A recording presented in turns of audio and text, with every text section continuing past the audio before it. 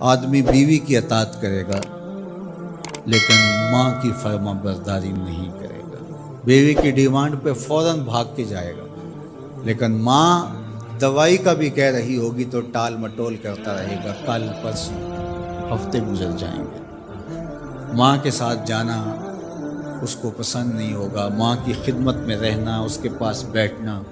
اس کو پسند نہیں ہوگا، ماں دھکے سے بیٹوں کو بیٹیوں کو اپنے پاس بٹھائے گی لیکن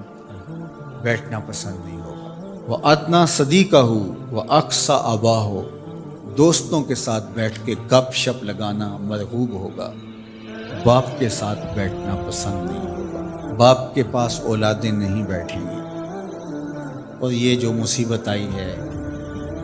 اس نے تو گھر کے اندر بھی پاس بیٹھی اولاد کو بھی ماں باپ سے چھین لیا ہے، وہ وہاں بیٹھ کر کے بھی حاضر باش نہیں ہوتے۔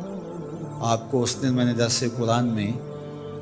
جو مضمون رکھا تھا اس میں ایک لفظ تھا وَبَنِينَ شَهُودًا، وہ بیٹے جو حاضر باش ہوں وہ نعمت ہوتے ہیں، جو باپ کی خدمت میں بیٹھے ہوں، باپ کے پاس بیٹھتے ہوں، باپ کے ساتھ جڑے رہتے ہوں، وہ نعمت ہوتے ہیں۔ اور جو باپ سے جان چھڑاتے رہتے ہوں، جی چراتے رہتے ہوں، پھنس گئے تو 2 منٹ بیٹھ کے ورنہ نہیں، بالخصوص بوڑھے بزرگوں کے پاس تو اس دور کے اندر کوئی بیٹھنے کے لیے تیار نہیں ہوتا، وہ ترستے ہیں کہ ہماری اولاد ہمارے پاس بیٹھے، لیکن اولاد کی دلچسپیاں ہی کوئی اور ہیں، وہ انہیں اولڈ فیشن سمجھتے ہیں، پرانے زمانے کے لوگ دقیانوس، ان سے ہم بات بھی کیا کریں، یہ ہمارے زمانے کی باتیں نہیں سمجھتے۔ جب تم ان کے زمانے کی باتیں نہیں سمجھتے تھے،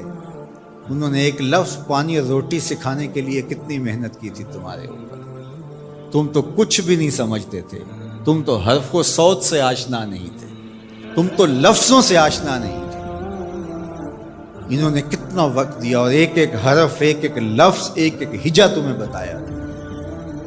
اور آج تم کہتے ہو یہ دقیانوس ہے۔ کہا یہ قرب قیامت کی علامت ہے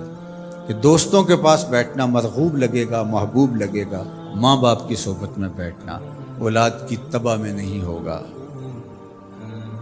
وَسَادَ الْقَبِيلَةِ فَاسِقُهُمْ، اور قبیلے کا جو سردار ہے وہ فاسق و فاجر ہوگا۔ سرداری، قبیلے کا بڑا بننا، خاندان کا بڑا ہونا یہ صلاحیت کی وجہ سے نہیں، تقوی کی بنیاد پر نہیں، یہ چالاکی، مکاری، فسق و فجور کی وجہ سے،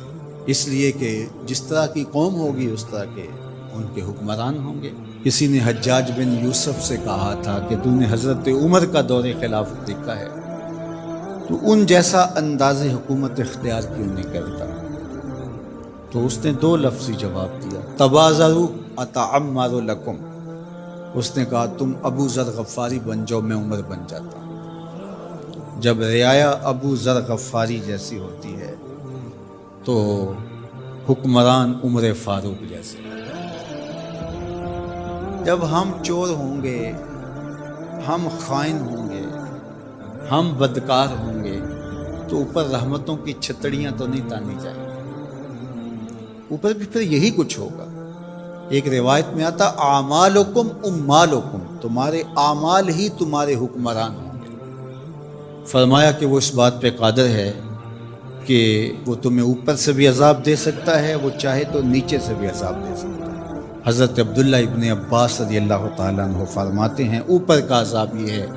تمہارے حکمران نااہل ہوں، اور نیچے کا عذاب یہ ہے تمہاری اولاد نافرمان، اور تم ایک دوسرے سے لڑنے لگ جاؤ، ایک خاندان کے لوگ شریکہ برادری کے نام سے ہر وقت ایک دوسرے کی ٹو میں رہیں، یہ عذاب نہیں تو اور کیا ہے؟ ہر وقت بھائی بھائی کو نقصان پہنچانے کے چکر میں رہے، بہنیں اور بھائی آپس میں ایک دوسرے کے دشمن بنے کھڑے ہوں، ہمسایہ ایک دوسرے کی عزت کو اچھالنے کے لیے تیار کھڑا ہو، محلہ راحت کا سامان ہونا چاہیے لیکن محلہ آپس میں ایک دوسرے کی عزت کو پامال کرنے کے لیے تلا ہوا، خاندان، برادریاں جو کہ وحدت کی علامت ہونی چاہیے، یہ ایک دوسرے کو اذیت دینے کے لیے، تکلیف پہنچانے کے لیے، ٹو میں رہنے کے لیے، کسی کے عیب کو اچھالنے کے لیے، کسی کی بہن بیٹی کی آبرو کو اچھالنے کے لیے ہر وقت اسی چکر میں ہو، تو کیا یہ عذاب نہیں ہے کہ تم اپنے گھر میں بھی محفوظ نہ ہو؟ خاندانی لڑائیاں، شریکہ برادریاں، ان کی باہمی لڑائیاں، یہ فرقوں کی لڑائیاں، سیاسی جنگ و جدل، یہ کیا ہے؟ یہ اللہ کے عذاب کی ناراضگی کی صورتیں ہیں۔ اللہ تعالی ہمیں سچی توبہ کی توفیق دے۔